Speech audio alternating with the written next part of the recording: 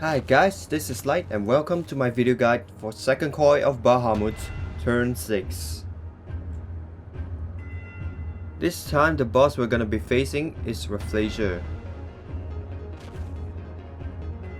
Before we begin, I'm gonna be showing you a macro that I've been using for this fight and it's very helpful.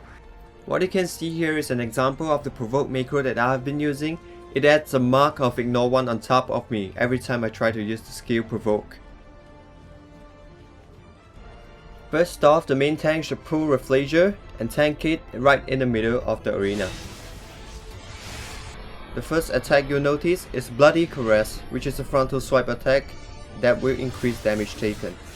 Secondly, we have Thorny Vines, which puts a link between the few players. The number of players linked will be increased as the battle goes. Move away from each other as far as possible to break the link. 3 dark metal bombs will be spawned.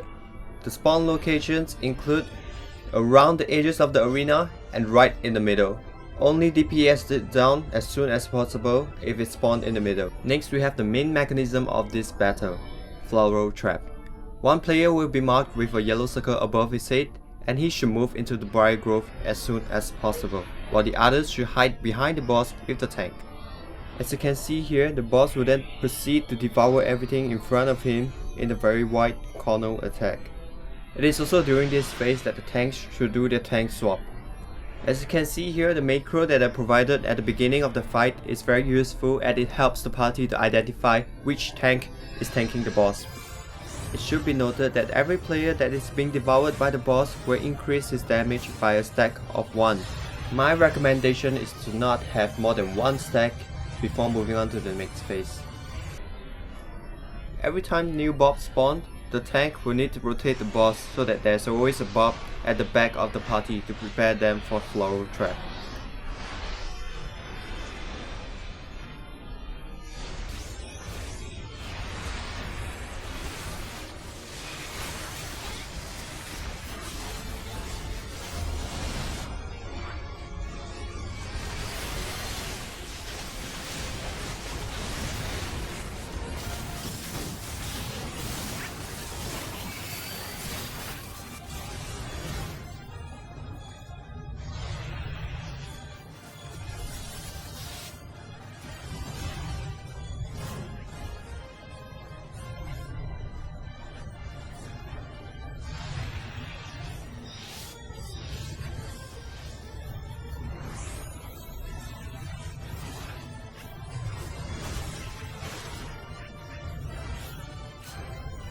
At around 70% HP, the boss will cast Blighted Bouquet, which marks the beginning of phase 2.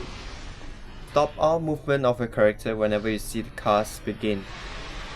Having any movement at the end of its cast, including auto attack, will instant kill your character, so be sure to be careful about it.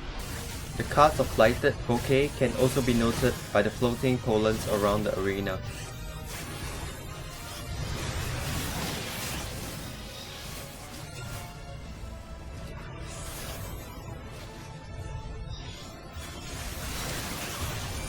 Moving on, a single player will be targeted by Honey Glaze debuff. It can only be removed by being devoured by Rafflesia. A Dark Matter Hornet will then be spawned. Make sure to DPS it down ASAP. It has no threat table and will only attack the player with the Honey Glaze debuff. Please take note that Blighted Bouquet will also happen during this phase. Make sure not to attack the bee when he's casting Blighted Bouquet.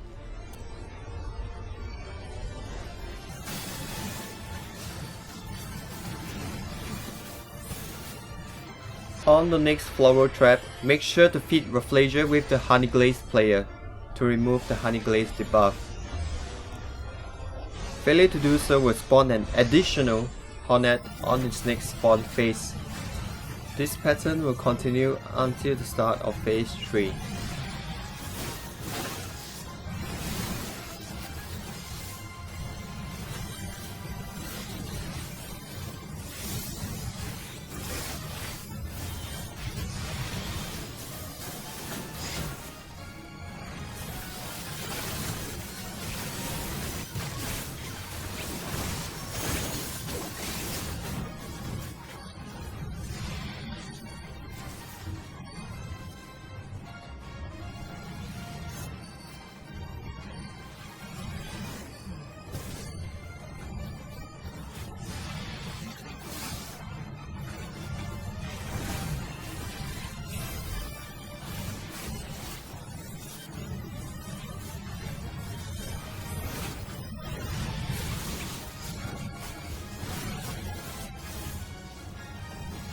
Phase 3 will begin with an AoE spell called Leaf Storm.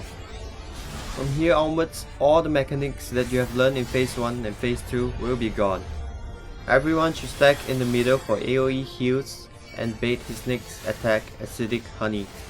The off tank should also pick up the 3 dark metal slugs which spawns in the middle, while the main tank should drag Rafflesia to the edge of the arena. Mark out one of the slug and DPS it below 50% HP. Once the slug reaches below 50% HP, it will begin to feed on all 3 honey. It is also recommended that the off tank be popping his cooldown in hollow ground during this phase. Cast a melee limit break on the slug and kill off the super slug.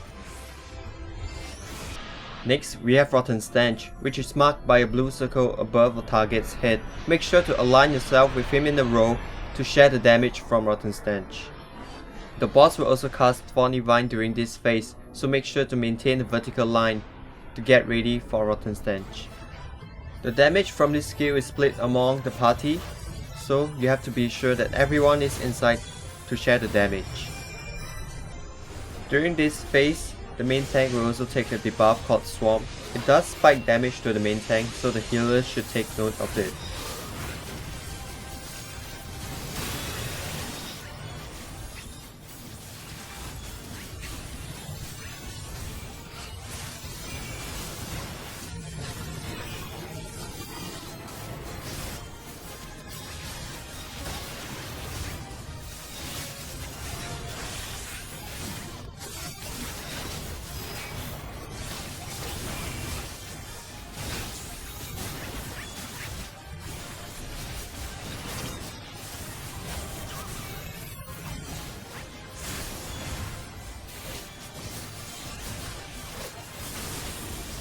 Moving on to the battle, the second set of Acidic Honey will be spawned right after the Leaf Storm again. But this time, you do not have to DPS down the slug. Instead, the off tank should start kiting all the ads while the others should focus the DPS on the boss.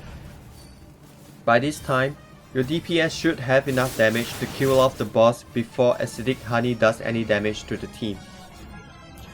And once you get that down, congratulations, you have finished the boss. And it's time to move on to turn 7. If you like this video guide, please like, favorite and subscribe for more Final Fantasy XIV video, and please check out my other videos in my channel. I hope to see you again and good luck with turn 6.